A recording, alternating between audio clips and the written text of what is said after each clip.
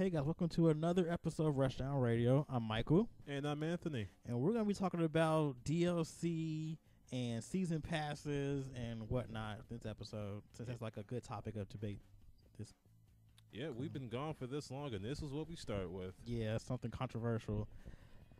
So, most games now are using this whole DLC season pass model right now. A lot of games, most recently would be Mortal Kombat X, and then maybe a few weeks later, well, actually a month later, is going to be Batman, which is probably the one that caused the most controversy. $40 for skins and story missions. I think the worst part about this is that they didn't really outline exactly what you'll be getting in the season pass either. Specifically, they just gave you like some random, we're gonna give you some skins and some story packs. It's never you're gonna get this, and this. All right. So if we're talking season passes, I might be doing a lot more talking than you, because I felt strongly about season passes for a while because the concept just always sounded dumb. And why is it supposed to save you money? All right, so here's the concept as real people should see it. We already have pre-order culture where we're supposed to put our faith in a developer and a publisher to say, your game is going to be so good that I have to have $60 put onto this game. So now you want us to stretch that trust even further because let's face it, the trust in that is tarnished with games like Aliens, Colonial Marines.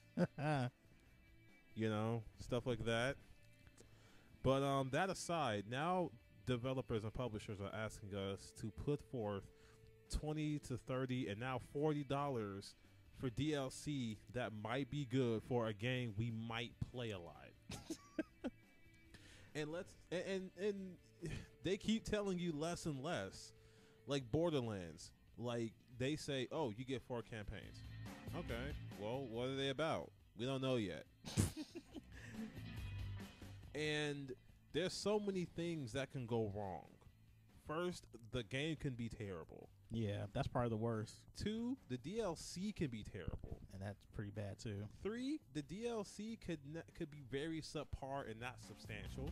Yeah. 4, there could be more DLC after you spent that money. Like, again, Borderlands.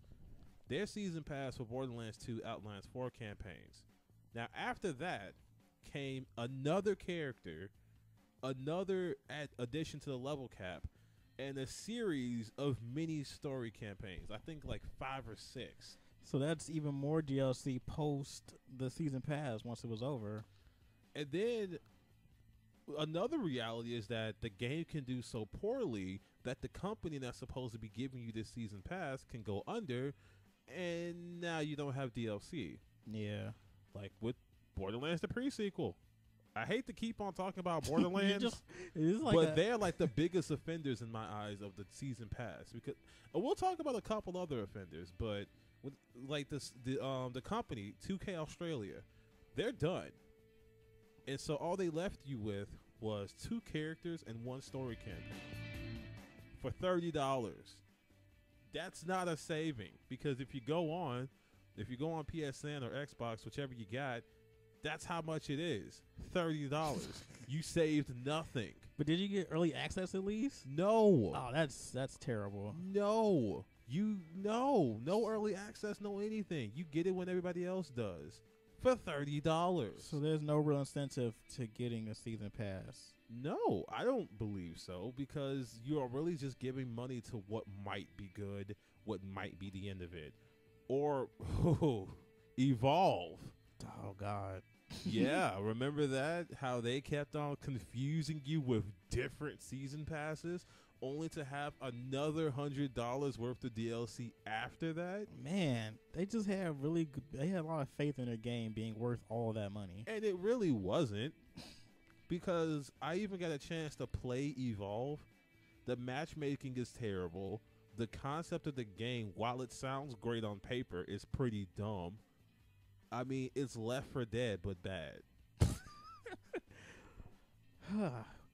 Well, do you think anyone who's done the season pass has done like a good job with it? I would personally say Mortal Kombat's done a pretty decent job with season pass, because at least you get the stuff early, at the very least. Mortal Kombat, their season pass. Okay, I would say a season pass can only be judged after what they give you is judged. So I can't personally say that Mortal Kombat has given us a great season pass until I see the characters that they give you in said season pass. Well, they already announced all of them. I mean, I know, but if they're like really crappy characters, then so far Jason's been pretty epic. So. I've seen so far. I guess it's worth it. Like, let's see, because I know. Well, you know what? Despite the trouble that BioShock Infinite had with its season pass, you know, making the DLC post-launch, making people wait agonizingly for it, which is another problem with, you know, the season pass. Yeah. I think they did a pretty good job because their DLC packs were amazing. It was as amazing as the game. Burial at Sea is one of my favorite story campaigns for a game post-game. The second being, well, no, I can't say Borderlands did a good job because only 2 of their 4 DLC packs were any good in my opinion, which means I could have only spent $20. Thankfully, I didn't buy the season pass and only spent $20. When it comes to games like Batman, the new one's coming out, I mean, the game looks incredible, but I'm really skeptical about the season pass for it, though. Here's my problem with their season pass. One, their story missions. You mean the story that they're supposed to be telling you? It really sounds like they carved out pieces of the game and said, if you pre-order the season pass, you can have them back. We trying to pay for the ending. And I mean, all they said so far is that you get some skins, some story missions. You get to play as Batgirl, which may or may not be good. I don't know, because she used to have that grappling hook attack. She does. That's all she needs. But you know what actually sounds better to me? What? The pre-order bonuses you got. Yeah, you get to play as Harley Quinn, and you get Scarecrow missions if you play Arkham Asylum. To me, that's a great incentive. I love the Scarecrow missions. Those are like some of my favorite parts of Arkham Asylum.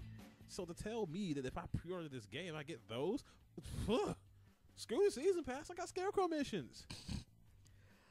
Now, another part of this I want to talk about was like an alternate way of doing like DLC. Like I think a good model I saw was the way Street Fighter 4 did their DLC, where they spaced it out over a period of time instead of just having like a big dump of like stuff at the wait for.